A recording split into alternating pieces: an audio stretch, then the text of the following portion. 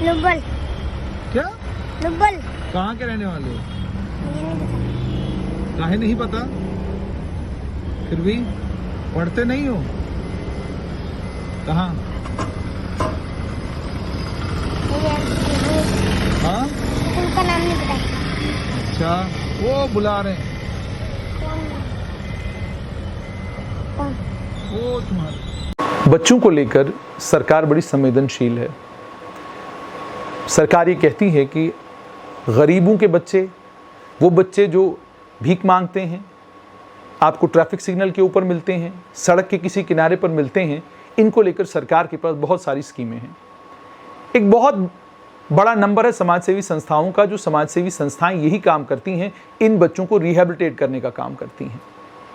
लेकिन सड़क के किनारे पर रुककर जब आप इन बच्चों से बात करते हैं और इनसे जानने की कोशिश करते हैं कि ये सड़क के ऊपर क्या कर रहे हैं और अगर इनको पढ़ने का एक मौका मिलेगा तो ये क्या करेंगे, जरा सुनिए ये बच्चे क्या कहते हैं। पढ़ाई करेगा? स्कूल जाएगा? क्या नाम है तेरा? दुर्गा। हाँ? दुर्गा। अच्छा, ये क्या बेच रहे हो? बिल्लू। कितने का एक? 10 को है।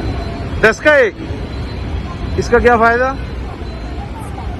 मजा? मैं ले लूं? तुम्हारा क्या नाम है बेटा? नाम क्या है? नाम पारस। और इसका गुड़िया का क्या नाम है?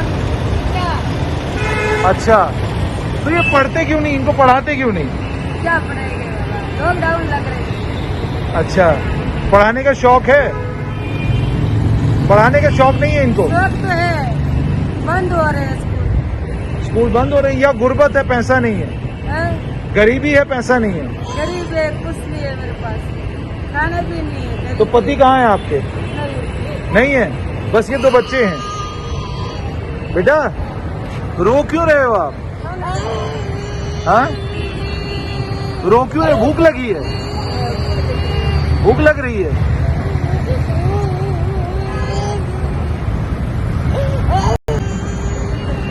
ये आप देख सकते हैं, ये 2 मासूम बच्चे, एक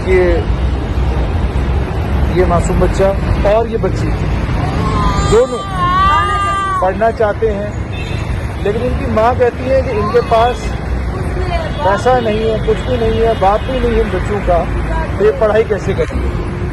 आपका नाम क्या है? मीरा। कहाँ रहते हो? राजस्थान। यहाँ कहाँ रहते हो? यहाँ। क्या नाम है आपका? हाँ? मुझे रहमान। अच्छा, मास्क क्यों पहना हुआ आपने? मास्क क्यों पहना है? कोरोना वाला। कोरोना वाला?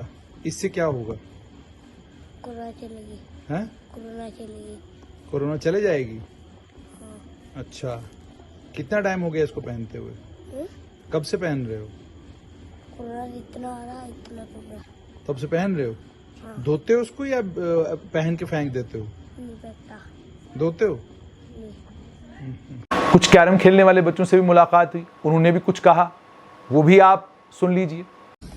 तो कैरम बोर्ड खेलने के लिए भी क्या परमिशन लेना पड़ेगा? नहीं तो? हाँ, खेल सकते हैं ना? हाँ। चलिए आपको मिलाते हैं। क्या नाम है आपका? रोशनी। हाँ? रोशनी कहाँ की रोशनी है आप? पूरा नाम क्या है बेटा आपका? रोशनी कुमारी। रोशनी कुमारी। कहाँ जाके रोशनी लाएंगी आप? ये देखिए, रोशनी कुमारी। क्या नाम है आपका? अभी कुमार। अच्छा अभी भाई ये बताओ, कैसा महसूस कर रहे हैं? सब बंद है एकदम, लॉकडाउन का समय चल रहा है, कैसा महसूस कर रहे हैं? अब हंसने का थोड़ी है, मतलब कुछ तो बोलिए, एकदम पता चलना चाहिए ना आपका, फीलिंग आना चाहिए आपका, कैसा फीलिंग आ रहा है आपको? लॉकडाउन का फायदा क्या है? मैं ये खुले जा लिया। लॉकडाउन का फायदा क्या है? कौन फायदा पता नहीं। रोशनी, लॉकडाउन का क्या फायदा बेटा? क्या फायदा है लॉकडाउन का? मेरे को नहीं पता। लेकिन ये आप देख सकते हैं, क्या कमाल हो अगर हमारे प्राइवेट स्कूलों में इन बच्चों को पढ़ने के लिए मौका मिले। कुछ समाजसेवी संस्थाओं से मेरी बात हुई, उन्होंने कहा कि हमने बहुत सारी जगहों पर ये एक्सपेरिमेंट किया और कोशिश की कि इन बच्चों को रिहैबिलिटेट किया जाए, इनको अच्छे स्कूलों में पढ़ने के लिए भेजा जाए। हमने स्कूलों में एडमिशन भी कराई, हम इनको सुबह जाकर, हमारे वॉलंटियर जाते थे, नहलाते थे, धुलाते थे, इन बच्चों को स्कूल भेजते थे, लेकिन हम इनके परिवारों की मानसिकता नहीं बदल सके। हम इनके परिवार के लोगों के दिमाग नहीं बदल सके। हमने बहुत काउंसलिंग की, लेकिन बहुत काउंसलिंग करने के बाद भी जब हम थोड़े वक्त के लिए इनको छोड़कर चले जाते, हम देखते थे कि ये दोबारा सड़कों पर वापस आ गए हैं, इन्होंने स्कूल छोड़ दिए हैं। और क्यों स्कूल छोड़े हैं? क्योंकि इनके माँ बाप के पास कोई ऐसा साधन नहीं है, पक्का साधन नहीं है, जिससे रेगुलर इनकम आए और उस रेगुलर इनकम से वो अपने परिवार को सपोर्ट कर सकें। और ये भी कईयों ने कहा कि कईयों के परिवार तो ऐसे हैं कि वो कोई काम करना ही नहीं चाहते, उन्होंने बच्चे रखे इसीलिए हैं कि वो सड़क के ऊपर जाएं, भीख मांग कर लाएं और अपने माँ बाप को दें। और इनमें से कई बच्चे ऐसे हैं जिनके माँ बाप इनकी की हुई कमाई से शराब पीते हैं शाम को। ये भी हमें कुछ समाजसेवी संस्थाओं ने बताया। और आपने बहुत सारे शराबी सड़कों के दाएं बाएं किनारों पर, फुटपाथ के ऊपर लेटे हुए देखे होंगे। आपने देखे होंगे कि कोई सड़क के ऊपर बेहोश है, कोई सड़क के ऊपर क्या कहते हैं चल रहा है। ये सब दृश्य जब आप देखते हैं तो आप एक सवाल सरकार से, स्वाभाविक सा सवाल पूछने पर मजबूर हो जाते हैं कि इतनी सारी समाजसेवी संस्थाओं की अकाउंटेबिलिटी कहाँ।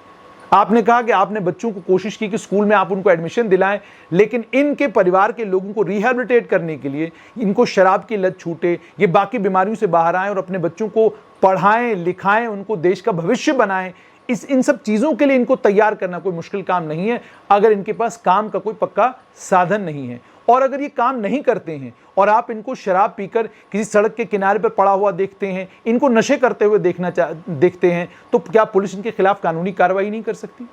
क्या इनके बच्चों को अलग अलग होम्स में डालकर वहां नहीं पढ़ाया जा सकता? क्या इतनी सारी समाजसेवी संस्थाओं ने जो अपने घर बनाए हैं, अपने स्कूल बनाए हैं, क्या इन बच्चों को उन स्कूलों में डालकर वहां नहीं पढ़ाया जा सकता? सब कुछ किया जा सकता है। मुसीबत यह है कि हम करना ही नहीं चाहते हैं। अगर हम करना चाहते होते तो ये बच्चे आपको भीख मांगते हुए नजर नहीं आते। हम खिड़की का शीशा नीचे उतार कर एक बच्चे को 10 रुपए 20 रुपए देकर ये समझते हैं हमने पुण्य कमा लिया, मैंने आज बहुत नेक काम किया कि मैंने आज जो है दान कर दिया, मैंने आज किसी को भीख दे दी। आपको लगता है कि आपके पाप धुल गए, आपने एक बड़ा नेक काम, आपको ऐसा लगता है, आपने किया नहीं। आपने बच्चे को जब 10 रुपए दे दिए, उसको पता है कि शाम तक उसके 500 रुपए बनने हैं, लेकिन क्या आपको पता है कि उस 500 रुपए का वो बच्चा इस्तेमाल करेगा या उसके घर वाले इस्तेमाल करेंगे? और क्या वो 500 रुपए से वो आटा चावल लेगा या वो 500 रुपए किसी नशे के लिए इस्तेमाल किए जाएंगे? क्या इसके बारे में आपको कोई खबर है या खबर करने की आप कोशिश करते हैं? बहुत कम कोशिश करते हैं। क्या इनके पीछे कौन लोग हैं? ये कौन सा ग्रोह है जो जम्मू कश्मीर में सक्रिय है? क्या आपको अचानक ट्रैफिक लाइट्स के ऊपर इतने सारे भीख मांगने वाले बच्चे मिल गए? ये कहां से अचानक इतनी बड़ी बाढ़ जम्मू में आई है? क्या इस पर, जहां सरकार को बाकी सब परेशानियां, ये परेशानी भी तो सरकार को होनी चाहिए और सरकार को मालूम करना चाहिए कि ये इतने सारे बच्चे कहां से आए। यकीन मानिए, मैं जब इनके चेहरों को देखता हूं, इन बच्चों से बात करता हूं, इनके मासूम चेहरों के ऊपर साफ तौर पर आपको ये लिखा हुआ मिलता है कि जनाब काश मुझे कोई मौका मिले, मैं इस अजाब की जिंदगी से बाहर निकलूं, इस तकलीफ, इस परेशानी की जिंदगी से बाहर निकलूं, मैं भी वो जिंदगी जीऊं जिस जिंदगी में झूला हो, जिस जिंदगी में खेलना हो, जिस जिंदगी में वॉलीबॉल हो, बास्केटबॉल हो, बैडमिंटन हो, ये सब कुछ मैं भी करूं, मैं भी देश का आने वाला कल बनूं। ये सब कुछ इनके चेहरे पर लिखा हुआ मिलता है। इनमें से बहुत सारे बच्चों के साथ जब आप बातचीत करते हैं तो आपको पता चलता है ये बहुत ज़हीन है, बहुत इंटेलिजेंट बच्चे हैं, लेकिन हम इनके लिए क्या कर रहे हैं और हम इनके लिए क्या करेंगे और हम कितने सीरियस हैं इनको लेकर, उसका अंदाजा इस बात से लगता है कि आपको एक ट्रैफिक सिग्नल पर जो भीख मांगने वाला बच्चा आज मिलता है, 30 दिन के बाद वही बच्चा आपको दूसरे किसी ट्रैफिक सिग्नल पर मिलता है। बहुत सारी समाजसेवी संस्थाएं हैं, बहुत सारी वीडियोस उनकी बनती हैं, बहुत दूर दूर जाकर वो लोगों की मदद कर रहे हैं, बहुत दूर दूर जाकर वो लोगों के घर बनवा रहे हैं, बच्चों की शादियां करवा रहे हैं, बहुत कुछ कर रहे हैं। लेकिन आपके अपने शहर में, बिल्कुल आपके बगल में, ट्रैफिक सिग्नल के ऊपर आपका इम्तिहान है, आपका टेस्ट है, आपका एग्जामिनेशन है, लेकिन आप उस एग्जाम में लगातार फेल हो रहे हैं। आप इन बच्चों को इन ट्रैफिक सिग्नलों से दूर नहीं कर पा रहे हैं। आप इन बच्चों को इन ट्रैफिक सिग्नलों से उठाकर अच्छे स्कूलों में नहीं पहुंचा पा रहे हैं। आप इन बच्चों के लिए पढ़ाई का साधन नहीं कर पा रहे हैं। आप इन बच्चों के माँ बाप जो इनको भीख मांगने पर मजबूर कर रहे हैं, उनके खिलाफ कोई कानूनी कार्रवाई नहीं करवा पा रहे हैं। आप फेल हो रहे हैं। इसीलिए मैंने कहा, टीवी के ऊपर आना, कैमरे के ऊपर आना और अपनी पीठ थपथपाना कि जनाब हमने बहुत अच्छा काम किया, समाज के लिए बहुत बढ़िया काम किया, फिर हम आपके इंटरव्यूज़ भी करते हैं, उनको हम लोग अपने फेसबुक पेजेस के ऊपर, अपने यूट्यूब चैनल्स के ऊपर भी चलाते हैं, लेकिन कमाल तो तब हो जब आप कोई ऐसा काम शुरू करें जिसमें ये सारे बच्चे रिहैबिलिटेट हो, सरकारी स्कीमों का इनको लाभ हो, और अगर इनके माँ बाप इनके साथ ज्यादती करते हैं या इनको जबरदस्ती इस धंधे में किसी ने धकेला है तो उनके खिलाफ सख्त कानूनी कार्रवाई हो।